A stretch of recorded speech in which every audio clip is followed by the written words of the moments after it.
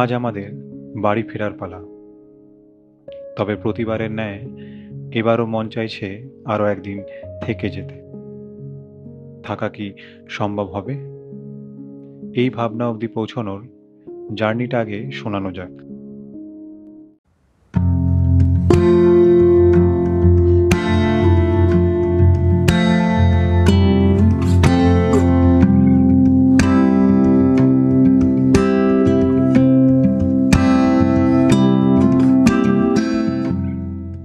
দৈনন্দিন জীবনে ব্যস্ত থাকা মন হঠাৎই মুক্ত হতে চায়, আর সেই মন মুক্ত হতে সন্ধান করে এমন এক জায়গার যেখানের প্রকৃতি প্রতিদিনের এই ব্যস্ততাকে সম্পূর্ণরূপে ভুলিয়ে দিতে পারে।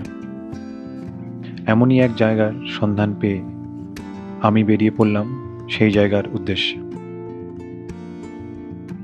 ইয়াংসাম পশ্চিম সিকিমের রিনচেনপং শহরের কাছে অবস্থিত একটি গ্রাম।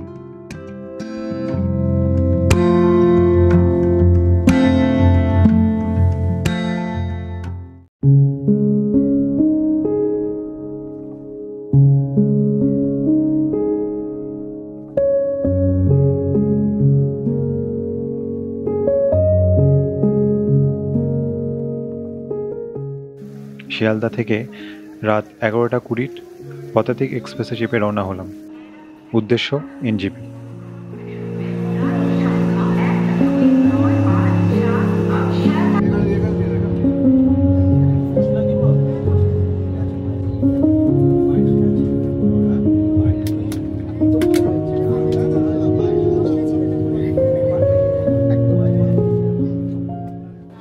পরের দিন নির্ধারিত সময়ের 10 মিনিট আগেই ট্রেন পৌঁছলো এনজেপি স্টেশন।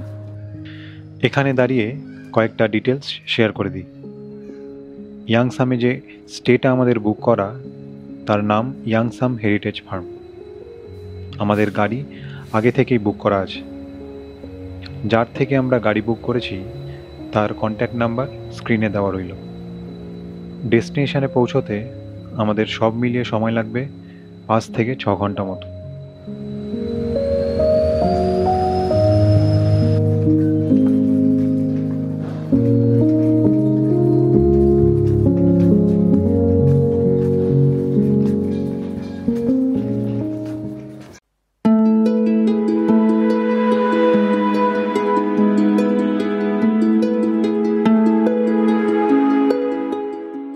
মেঘলা ওয়েদার।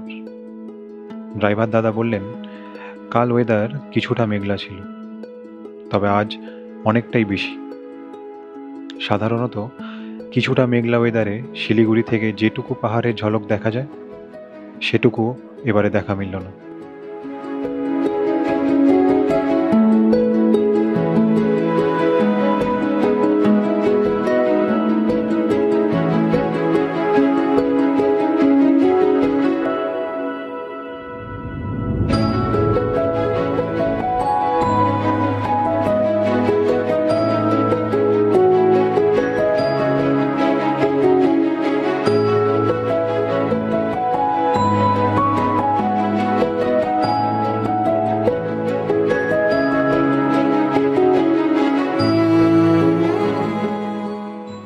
মাঝে দাঁড়ালাম ব্রেকফাস্ট করার জন্য।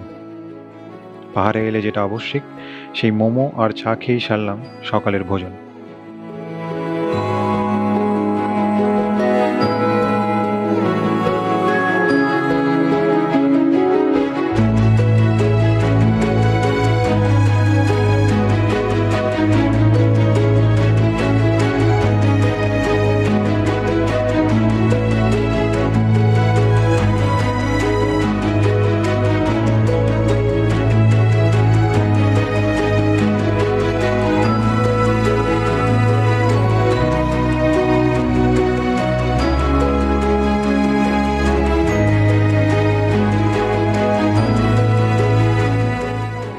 তিনটে নাগাদ পৌঁছলাম আমাদের ফার্মস্টে।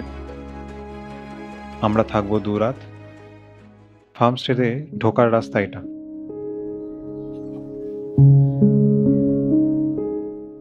ঢুকেই বাদিকে একটা ছোট্ট মাঠ, অনেকটা জায়গা জুড়ে এই ফার্মস্টে। যদি ওয়েদার ক্লিয়ার থাকে তবে কাঞ্চনজঙ্ঘা সমেত যে ভিউটার দেখা মেলে তার একটা ছবি গুগল ফটো থেকে নিয়ে তুলে ধরলাম। এই মনোরম পরিবেশে এরকম একটা মাঠ থাকলে আর কি চাই বলুন।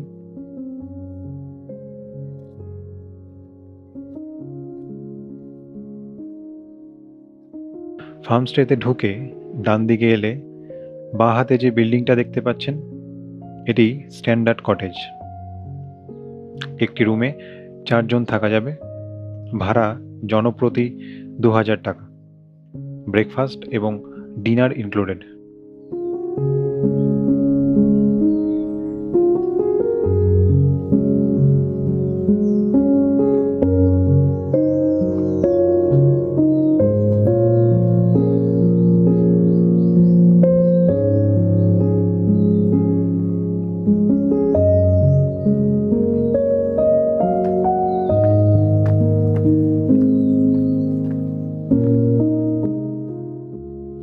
এই ফার্মস্টের দায়িত্বে যারা আছেন তাদের থেকে জানতে পারলাম এই মুহূর্তে ইনাদের জমিতে ব্রোকলি, বাঁধাকপি, পালং শাক ইত্যাদি সবজির চাষ হচ্ছে। এইটা একটা জঙ্গলের মধ্যে দিয়ে ট্রেকের রাস্তা। আপনারা যারা ট্রেক করতে ভালোবাসেন তারা এখানে এলে এই ট্রেকটি অবশ্যই করবেন।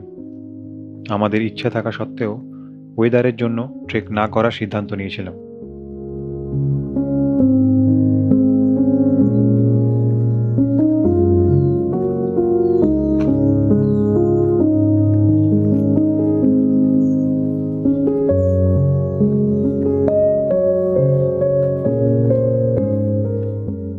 স্ক্রিনে এখন সোজা যে বিল্ডিংটা দেখতে পাচ্ছেন সেটি ডিলাক্স কটেজ।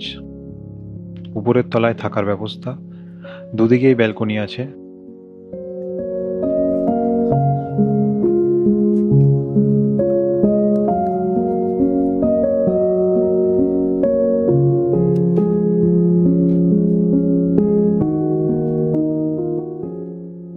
এই কটেজ রুমে রয়েছে একটি ট্রিপল বেড এবং একটি সিঙ্গেল বেড।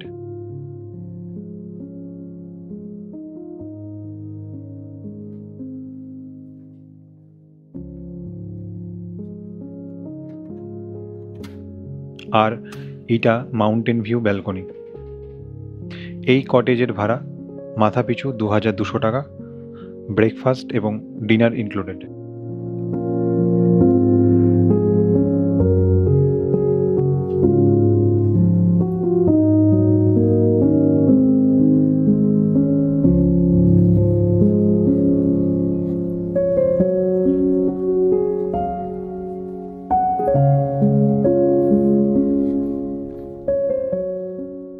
ডিলাক্স কটেজ থেকে সামনের দিকে গেলে আরও দুটো ডিলাক্স কটেজ রয়েছে, যার মধ্যে বাদিকের কটেজটায় আমরা থাকব।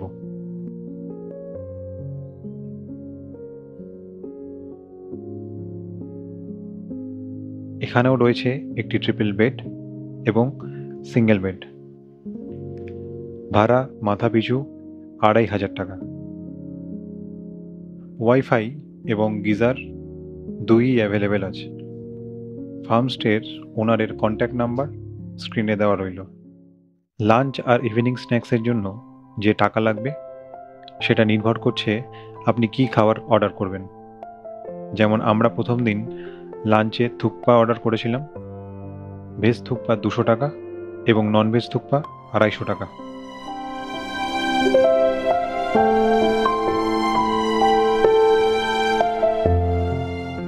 ব্রেকফাস্ট এবং ডিনারের জন্য আমরা কিছু লোকাল খাবার সাজেস্ট করতে বলেছিলাম। সেই মতো ডিনারে আমাদের জন্য কিছু লোকাল খাবার বানিয়েছিলেন।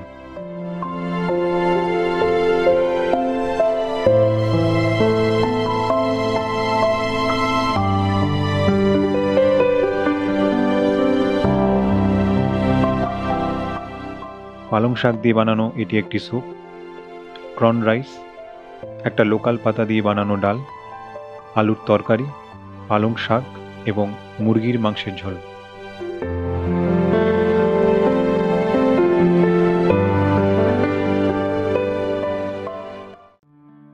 এখন সকাল 6:30।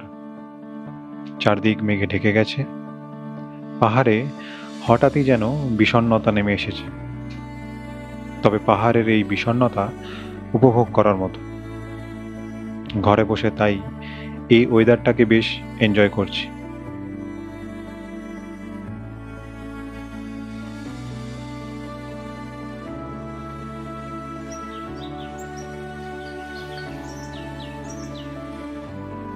এখানে এসে সাইট সিইং করার মতো পক্ষপাতী আমি নই, তবে আজ আমরা কাছের দুটো মনাস্ট্রি দেখতে যাব। আপনারা যদি কেউ সাইট সিইং করতে চান তবে ফার্মস্টের ওনারের সাথে কথা বলে ঠিক করে নিতে পারেন। ব্রেকফাস্ট করে 11টা নাগাদ বেরোবো মনাস্ট্রি দেখার উদ্দেশ্যে।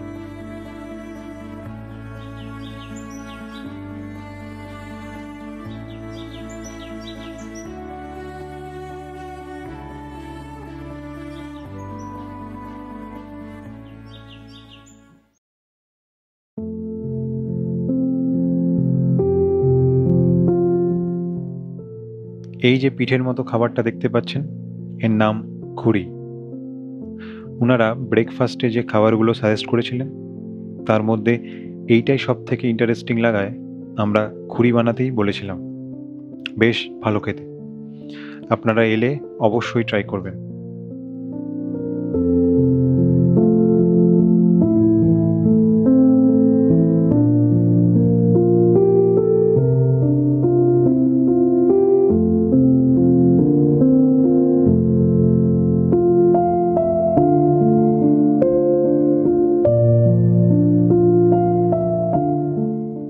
এটি রিনচেন চোলিং মনাস্ট্রি। 1996 সালে গুরুং বুদ্ধিস্ট সোসাইটি দ্বারা এটি নির্মিত হয়েছিল।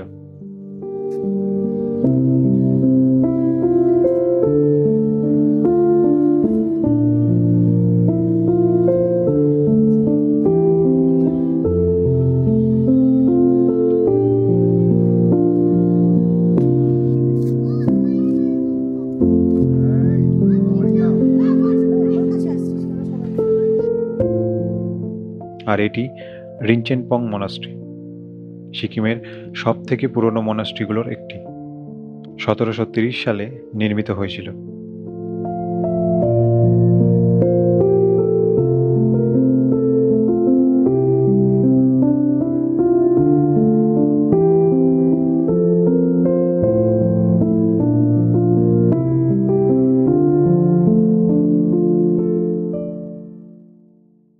আজ আমাদের এখানে শেষ দিন।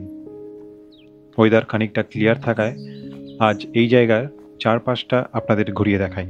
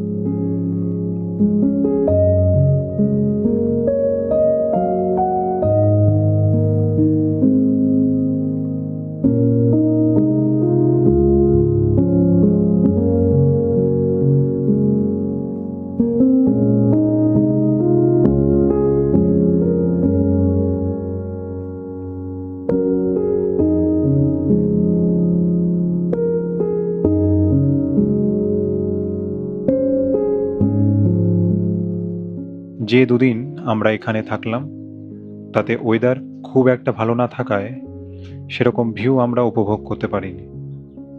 আর কাঞ্চনজঙ্ঘা দেখা তো আরও দুষ্কর ঘটনা। তবে এই ফার্মস্টেটা বেশ ভালো, ভাড়া একটু বেশি, তবে এত ভালো রুম, এবং এর চারপাশের প্রাকৃতিক সৌন্দর্য এতটাই মনোহারা যে এই ভাড়া মেনে নেওয়া যায়। ঘন অরণ্য এবং সবুজ পাহাড়ে ঘেরা প্রকৃতির সান্নিধ্যে শান্তি এবং নির্জনতা খোঁজার একটি আদর্শ স্থান। প্ল্যানটা এখান থেকে বাড়ি ফেরারই ছিল, তবে যেমনটা শুরুতে বলেছিলাম, মন চাইছে আরও একদিন থেকে যেতে। তাই মনের ইচ্ছা পূরণ করতে এক্সটেন্ড করা হলো আরও একদিনের জন্য। তাই পরের পর্বে আসছি আরও একটি নতুন জায়গার অভিজ্ঞতা নিয়ে। নামটা পরের এপিসোডে রিভিল করব। সঙ্গে থাকুন আর দেখতে থাকুন নোম্যাড বাঙালি। ভালো থাকবেন, সুস্থ থাকবেন।